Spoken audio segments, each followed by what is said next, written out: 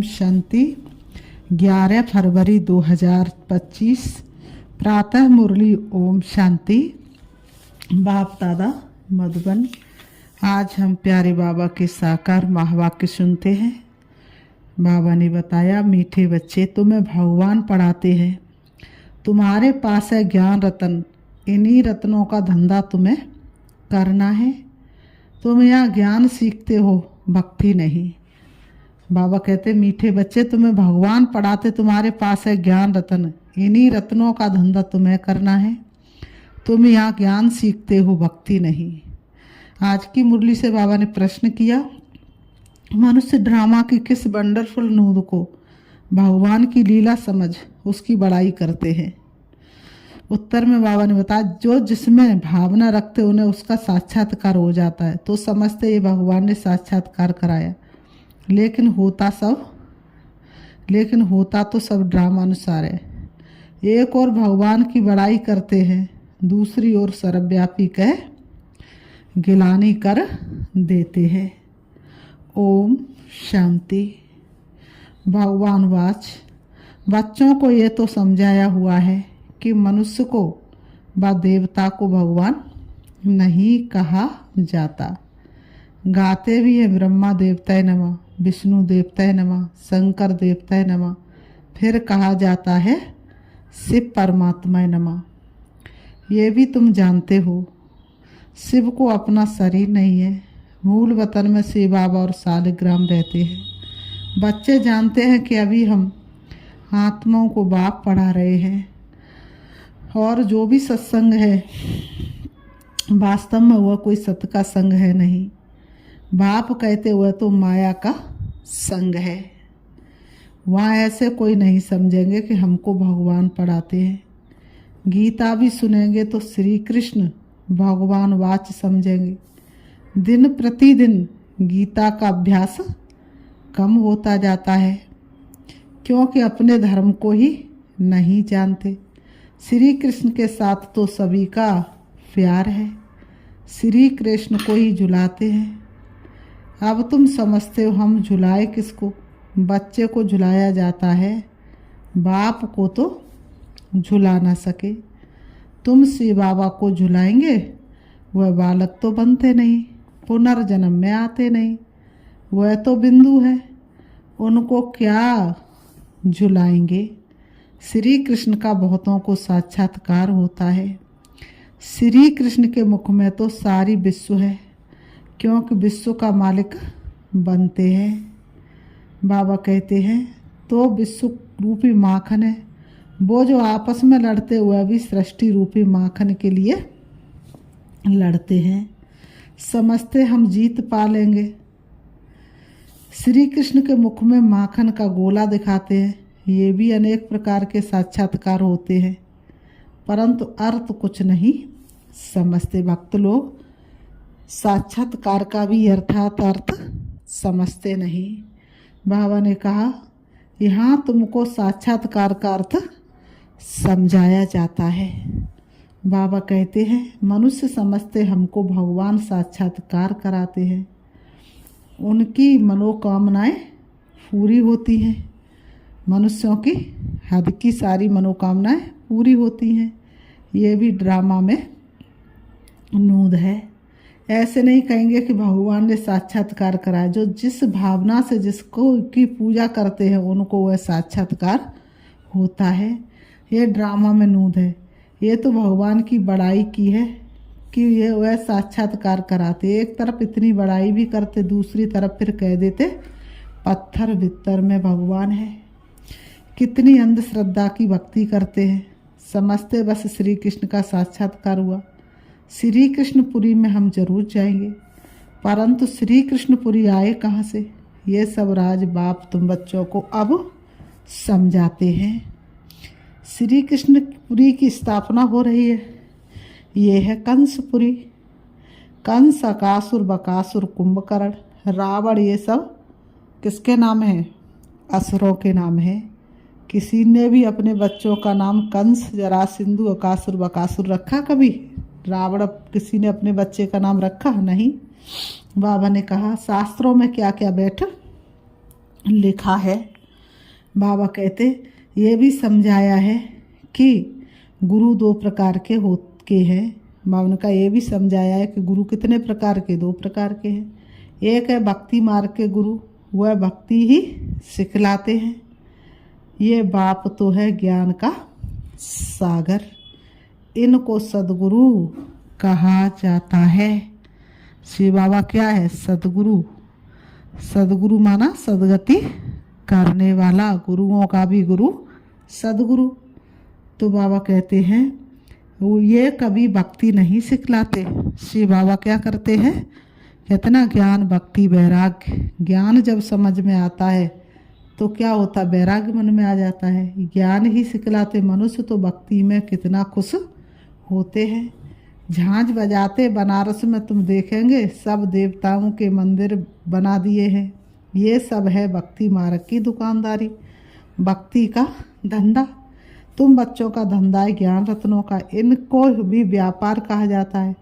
बाप भी रत्नों का व्यापारी है। तुम समझते ये रत्न कौन से हैं? इन बातों को समझेंगे वही जिन्होंने कल्प पहले समझा है, दूसरे समझेंगे ही नहीं। जो भी बड़े बड़े हैं वह पिछाड़ी में आकर समझेंगे। कन्वर्ट भी हुए हैं ना। एक राजा जनक की कथा सुनाते हैं। जनक फिर अनुजनक बना। जैसे कोई का नाम श्री कृष्ण है तो कहेंगे तुम देवी श्री कृष्ण बनेंगे। कहाँ? वह सर्वगुण संपन्न श्री कृष्ण कहाँ? ये कोई का लक्ष्मी नाम है और इन लक्ष्मी नारायण के आगे जाकर महिमा गाती हैं। ये थोड़ा ही समझती हैं कि इनमें और हमारे में फर्क क्यों हुआ है। अभी तुम बच्चों को नॉलेज मिली है ये सृष्टि चक्र कैसे फिरता है। तुम ही 84 जन्म लेंगे।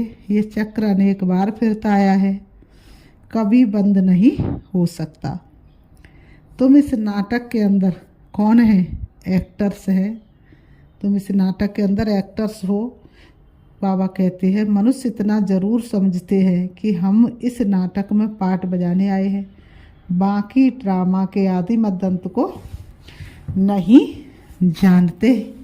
बाकी हम ड्रामा के आदि मद्दंत को नहीं जानते। तुम बच्चे जानते हो।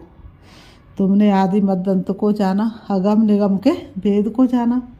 हम आत्माओं के रहने का स्थान परे ते परे है। वहाँ सूर्य चांद की भी रोशनी नहीं है। बाप के जग में सदा सवेरा होता नहीं, अंधेरा है। तो वहाँ सूर्य चांद सितारों की रोशनी नहीं, लेकिन बाप की शक्तिशाली किरणों से पूरे ब्रह्मांड में प्रकाश ही प्रकाश है। ये सब समझने की ये सब समझने वाले बच्चे भी अक्सर करके साधारण गरीब ही बनते हैं, क्योंकि भारत ही सबसे साहूकार था। भारत को क्या कहा गया? सोने की चिड़िया। कहते ना भारत सोने की चिड़िया था। मोहम्मद गजनवी ने कितनी बार लूटा? 17 बार लूटा, फिर भी खाली नहीं हो पाया। तो बाबा ने कहा तो भारत ही सबसे साहूकार था और धीरे धीरे क्या हुआ? भारत ही सबसे गरीब बना। बाबा कहते अब भारत ही सबसे गरीब बना है। भारत जैसा गरीब खंड नहीं और भारत जैसा अमीर खंड नहीं। सारा खेल भारत पर है। भारत जैसा पावन खंड और कोई होता नहीं। बाबा कहते हैं पावन दुनिया में पावन खंड होता और कोई खंड वहाँ होता ही नहीं। बाबा ने समझाया ये सारी दुनिया एक बेहद का आइलैंड है। जैसे लंका टापू है, दिखाते रावण लंका में रहता था। अभी तुम समझते हो रावण का राज्य तो सारी बेहद की लंका पर है। ये सारी सृष्टि समुद्र पर खड़ी है, ये टापू है, इस पर रावण का राज्य है। ये सब सीता रावण की जेल में है। उन्होंने तो हद की कथाएं बना दी है। ये सारी बेहद की बात, बेहद का नाटक है। उसमें ही फिर छोटे छोटे नाटक बैठ बनाए हैं। ये बाइस्कोप आदि भी अभी बने हैं, तो बाप को भी समझाने में सहज होता है। बेहद का सारा ड्रामा तुम बच्चों की बुद्धि में है। मूल वतन सूक्ष्म वतन और किसकी बुद्धि में हो ना सके। तुम जानते हो हम आत्मा मूल वतन की रहवासी हैं, देवताएं हैं सूक्ष्म वतनवासी। उनको फरिश्ता भी कहते हैं। वहाँ हड्डी मांस का पिजड़ा होता नहीं। यह सूक्ष्म वतन का फाट भी थोड़े समय के लिए है। अभी तुम आते जाते फिर कभी नहीं जाएंगे। तुम आत्मा जब मूल वतन से आती हो तो वाया सूक्ष्म वतन नहीं आती हो, सीधी आती हो। अभी वाया सूक्ष्म वतन जाती हो। अभी सूक्ष्म वतन का फाट है। बाबा कहते सतयुग से परम धाम से जब सतयुग में उतरती तब सूक्ष्म वतन का फाट नहीं होता। ये सब राज बच्चों को समझाते हैं। बाप जानते हैं कि हम आत्माओं को समझा रहे हैं। साधु संत आदि कोई भी इन बातों को नहीं जानते हैं। वह कभी ऐसी बातें कर ना सके। साधु सन्यासी कभी ऐसी बातें कर ना सके। बाप ही बच्चों से बात करते, आर्गन से बगैर तो बात कर ना सके। कहते मैं इस शरीर का आधार ले तुम बच्चों को पढ़ाता हूँ। तुम आत्माओं की दृष्टि भी बाप तरफ चली जाती है। ये है सब नई बातें। निराकार बाप उनका नाम है सी बाबा। तुम आत्माओं का नाम तो आत्मा ही है। तुम्हारे शरीर के नाम बदलते हैं। मनुष्य कहते परमात्मा, क्या कहते मनुष्य? परमात्मा तो नाम रूप से न्यारा। नाम रूप से न्यारी कोई चीज़ नहीं होती। मिट्टी है तो उसका भी नाम है, तो फिर परमात्मा नाम रूप से न्यारा कैसे भला हो सकता है? परंतु नाम तो शिव कहते हैं ना। शिव की पूजा भी करते, समझते एक है और करते दूसरा है। गाते कुछ और है और करते कुछ और है। तो अभी तुम बाप के नाम रूप देश काल को भी समझ गए हो। तुम जानते हो कोई भी चीज़ नाम रूप के बिगड़ रह नहीं हो सकती। बाबा ने कहा किसी का भी ऐसा कोई मनुष्य होगा जो भले ही कुछ भी नहीं है तो भी उसका नाम रूप है, सब कुछ है। भगवान बताओ, सारी सृष्टि का रचयिता, उसका नाम रूप नहीं होगा क्या? ये भी बड़ी सूक्ष्म समझने की बात है। बाप समझाते गायन भी है सेकंड में जीवन मुक्ति, अर्थात मनुष्य नर से नारायण बन सकते, जबकि बाप हेवनली गॉड फादर है। हम उनके बच्चे बने हैं तो वो भी स्वर्ग के मालिक ठहरे, परंतु ये भी समझते नहीं है। बाप कहते बच्चे तुम्हारी अहम ऑब्जेक्टिव ये है, नर से नारायण बनना। राजयोग है ना, बहुतों को चतुर्भुज का साक्षात्कार होता है। इससे सिद्ध है विष्णुपुरी के हम मालिक बनने वाले हैं। तुमको मालूम है स्वर्ग में भी लक्ष्मी नारायण के तख्त के पिछाड़ी विष्णु का चित्र रखते हैं, अर्थात विष्णुपुरी में इनका राज्य। ये लक्ष्मी नारायण विष्णुपुरी के मालिक हुए हैं। श्री कृष्णपुरी ये है कंसपुरी। ड्रामा अनुसार ये भी नाम रखे हुए हैं। बाप समझाते मेरा रूप बहुत सूक्ष्म है, कोई भी जान नहीं सकते। कहते कि आत्मा एक स्टार है, परंतु फिर लिंग बना देते हैं। नहीं तो पूजा कैसे हो? रुद्र यज्ञ रचते तो अंगूठे मिसल सालिग्राम बनाते। दूसरी तरफ उनको अजब सितारा कहते। बाबा ने कहा आत्मा को देखने की बहुत कोशिश करते हैं, परंतु कोई भी देख नहीं सकते। रामकृष्ण विवेकानंद का भी दिखाते हैं ना, उसने देखा आत्मा उनसे निकल मेरे में समा गई। अब उनको किसका साक्षात्कार हुआ? आत्मा और परमात्मा का रूप तो एक ही है। बिंदी देखा, समझते कुछ नहीं। आत्मा का साक्षात्कार तो कोई चाहते नहीं। चाहना रखते हैं कि परमात्मा का साक्षात्कार करे। वह बैठा था कि गुरु से परमात्मा का साक्षात्कार करे। बस कह दिया ज्योति भी थी वह मेरे में समा गई। इसमें वह बहुत खुश हो गया, समझा यही परमात्मा का रूप है। गुरु में भावना रहती है भगवान के साक्षात्कार की।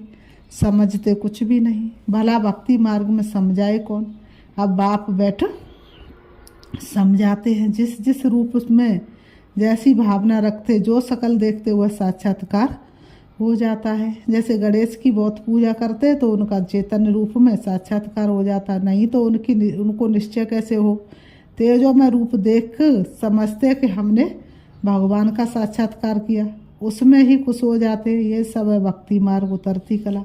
पहला जन्म अच्छा होता है, फिर कमती होते होते अंत आ जाता है। बच्चे इन बातों को समझते हैं। जिनको कल्प पहले ज्ञान समझाया उनको ही अब समझा रहे हैं। कल्प पहले वाले ही आएंगे, बाकी औरों का तो धर्म ही अलग है। बाप समझाते एक एक चित्र में भगवान वाच लिख दो। बड़ा युक्ति से समझाना होता है। भगवान वाच है ना, यादव कौरव और पांडव क्या कर्तव्य है, उसका ये चित्र है। पूछो तुम बताओ अपने बाप को जानते हो? नहीं जानते हो तो गोया बाप से प्रीत नहीं है ना, तो विपरीत बुद्धि ठहरे। बाप से प्रीत नहीं तो विनाश हो जाएंगे। प्रीत बुद्धि विजयंती सत्यमेव जयंते, सत्यमेव जयते, इनका अर्थ भी ठीक है। बाप की याद ही नहीं तो विजय पा नहीं सकेंगे। अभी तुम सिद्ध कर बतलाते हो। गीता शिव भगवान ने सुनाई है, उसने ही राजयोग सिखाया ब्रह्मा द्वारा। ये तो श्री कृष्ण भगवान की गीता समझकर कसम उठाते हैं। उनसे पूछना चाहिए, श्री कृष्ण को हाजिर नाजिर जानना चाहिए। वह भगवान को कहते, ईश्वर को हाजिर नाजिर जान, सच बोलो। रोला हो गया ना तो कसम भी झूठा हो जाता। सर्विस करने वाले बच्चों को गुप्त नशा रहना चाहिए। नशे से समझाएंगे तो सफलता होगी। तुम्हारी ये पढ़ाई भी गुप्त है, पढ़ाने वाला भी गुप्त है। तुम जानते हो हम नई दुनिया में जाकर ये बनेंगे। बाबा ने कहा नई दुनिया में जाकर ये बनेंगे। नई दुनिया स्थापना होती है महाभारत लड़ाई के बाद। बच्चों को अब नॉलेज मिली है, वह भी नंबरवार धारण करते हैं, योग में भी नंबरवार रहते हैं। ये भी जांच रखनी चाहिए हम कितना याद में रहते। बाप कहते ये अभी तुम्हारा पुरुषार्थ भविष्य 21 जन्मों के लिए हो जाएगा। अभी फेल हुए तो कल्पांतर फेल होते रहेंगे। ऊंच पद नहीं पा सकेंगे। पुरुषार्थ करना चाहिए ऊंच पद पाने का। ऐसे भी कई सेंटर्स पर आते हैं जो बेकार में जाते रहते और सेंटर्स पर आते रहते। समझते ईश्वर तो सब देखता जानता है। अब बाप को क्या पड़ी है जो यह बैठ देखेगा। तुम झूठ बोलेंगे, विक्रम करेंगे तो अपना ही नुकसान करेंगे। ये तो तुम भी समझते हो। काला मुँह करता हूँ तो ऊंच पद पा नहीं सकूँगा। सो बाप ने जाना तो भी बाप तो एक ही बात तो एक ही हुई। उनको क्या दरकार पड़ी, अपनी दिल खानी चाहिए। मैं ऐसा कर्म करने से दुर्गति को पाऊँगा। बाबा क्यों बतावे? हाँ ड्रामा में है तो बतलाते भी है। बाबा से छिपाना गोया अपनी सत्यानाश करना है। पावन बनने के लिए बाप को याद करना। तुमको यही फुरना रहना चाहिए कि हम अच्छी रीति पढ़कर ऊंच पद पावे। कोई मरा भजिया उनका फुरना नहीं। फुरना फिक्र रखना है कि पाप से वर्षा कैसे लेवे, तो किसको भी थोड़े में समझाना है। फिर बाबा कहते अच्छा मीठे मीठे सिकी लते बच्चों प्रति माता पिता बाप दादा का याद प्यार और गुड मॉर्निंग। रूहानी बाप की रूहानी बच्चों को नमस्ते। हम रूहानी बच्चों की रूहानी बाप दादा को याद प्यार और नमस्ते नमस्ते नमस्ते। धारणा के लिए मुख्य सार नंबर 1, गुप्त नशे में रहकर सर्विस करनी है। ऐसा कोई कर्म नहीं करना जो दिल खाती रहे। अपनी जांच करनी है कि हम कितना याद में रहते हैं। नंबर 2, सदा यही फिक्र रहे कि हम अच्छी रीति पढ़कर ऊंच पद पाए। बाबा ने कहा कोई भी विकर्म करके झूठ बोलकर अपना नुकसान नहीं करना है। आज की मुरली से बाबा ने वरदान दिया है। मन मनाभव के महामंत्र द्वारा सर्व दुखों से पार रहने वाले सदा सुख स्वरूप भव। जब किसी भी प्रकार का दुख आए तो मंत्र ले लो, जिससे दुख भाग जाएगा। स्वप्न में भी जरा भी दुख का अनुभव ना हो। तन बीमार हो जाए, धन नीचे ऊपर हो जाए, कुछ भी हो, लेकिन दुख की लहर अंदर नहीं आनी चाहिए।